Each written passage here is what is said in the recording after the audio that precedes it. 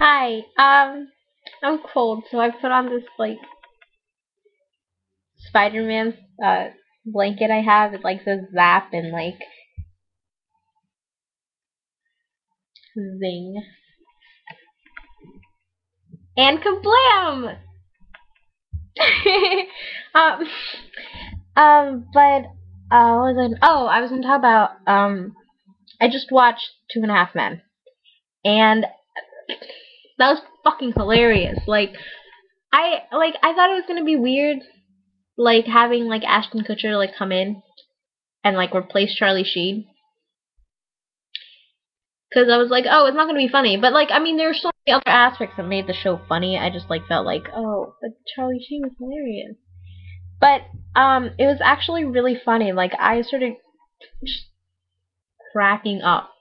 Like I was just ha ha ha ha ha. Except I don't laugh like that. I hope. You know what? I don't really know what I laugh like. I know I giggle a lot, but I can't help that. I just sometimes I feel the need to giggle because sometimes things are giggle worthy. That there you go. That's my laugh. I just made myself laugh, which is kind of weird because I'm not a funny person. But it was just really funny. Like okay. So if you don't wanna, if you haven't seen it yet and you don't want me to spoil it for you, then please just leave. Like not completely. Like come back one day, but leave for now until you watch this episode. Um, but okay. So Ashton Kutcher comes in. He plays. Okay, so it starts off at Charlie Sheen's funeral. And Rose was the one that killed him. It was pretty funny. Because she just comes in and it's just like, oh, I loved him unconditionally. So imagine my surprise when I like saw him in the shower with some other woman or something like that. And she's like, oh, and then imagine my surprise the next day when he like fell in front of a subway train or something like that. And then she's just like, I would like to everybody know that he didn't suffer. He just exploded like a big meat bag. And I'm just like, wow, that's kind of gross. So we all know that she did it. Oh, also, like, Alan was trying to keep it so that, like, everyone was respectful, even though Charlie was kind of an ass like every other female.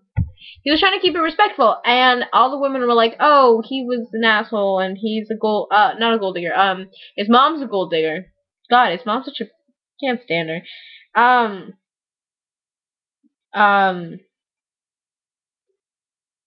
what was it? Oh, he gave us a lot of STDs and stuff like that, which was kind of, I thought it was kind of funny, actually. Um, not that STDs are funny, it's just the way that it was done. Um, they kept calling things out and stuff like that. But I mean, it was funny. And then um Alan receives the ashes and spills them all over the living room when he was surprised to see that Ashton Kutcher was outside his window. Obviously, he doesn't see him as Ashton Kutcher. Oh, before that, John Stamos was there, and I was just like, oh my god, my body's ready. Please just do me. You don't understand. I love John Stamos. I was a little kid, like I was little growing up watching. I grew up watching a lot of stuff. Being, I don't want to say that 90s, like I was a 90s kid, because I mean I was born in the 90s, and there are a lot of things that I watched as a kid from the 90s, but like people are just making it so big because you're from the 90s, big whoop. Um, if my best friend sees this, she'll be thinking the 80s were better, and I, I might slightly agree. If she doesn't see this, then I'm just a loser. And don't listen to me. But, John Stamos, I grew up watching Full House, one of the shows that I saw as a kid. And John Stamos, yum. Little kid thinking that he was hot. And then I was like in 4th grade, like throughout elementary school, even as a 6th grader, 7th grader sometimes even, watching it, thinking John Stamos is so hot. I wish I had an Uncle Jesse that wasn't related to me. Dirt face. um, it was funny though, and he talked about how they were having a threesome, and how he couldn't buy the house because they're trying to sell the house because there's no money left. It's just the house. He had 3 mortgages on the house and stuff like that. And he comes in,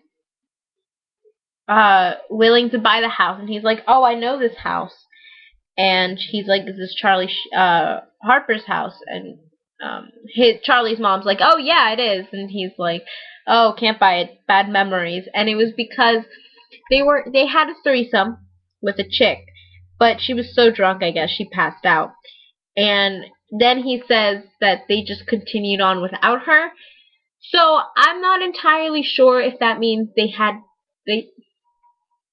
you know, or they with a passed out chick. I'm not sure which one I would agree with more. I think I would, I'm cool with them.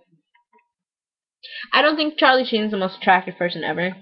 I'm gonna be honest, especially now. Maybe at one point, but John Stamos, yum. So it was funny, and then back to what happened to Alan and the ashes. He scattered the ash. He like threw the urn up, and like the ashes just fell everywhere because he saw Ashton Kutcher outside his window. He was dripping wet. He looks like Jesus, by the way. Like someone's gonna get me for this. Someone's gonna be like, "Oh, how dare you?" But he has this little beard like thing going on. And like his hair is kind of longish. It looks really hot on him, but he kind of looks like Jesus. I'm gonna be honest. And yeah, so I don't want to spoil it for anyone, so I'm not gonna like say anything. But like, it was really funny. Oh, he kind of plays like this like dumb, kind of like attractive guy, and he ends up having like a threesome with these two chicks that they picked up at a bar. Alan thought he was gonna get lucky, and then they're like doing it upstairs, and he can like hear them, and he's just like, "Well, this seems vaguely familiar," which is his entire life with Charlie. Oh, I will spoil it. I will spoil one point, and 2 points. When they were at the bar, they go out to the bar because Ashton Kutcher, he was all wet because he tried to kill himself because his high school sweetheart dumped him. I think they were married, and that's why he was wet. They will go to a bar, and before they go to the bar, Alan says, "Oh, you should like strip, like, oh, we can put your clothes in the dryer." So Ashton, he strips down completely naked in the living room.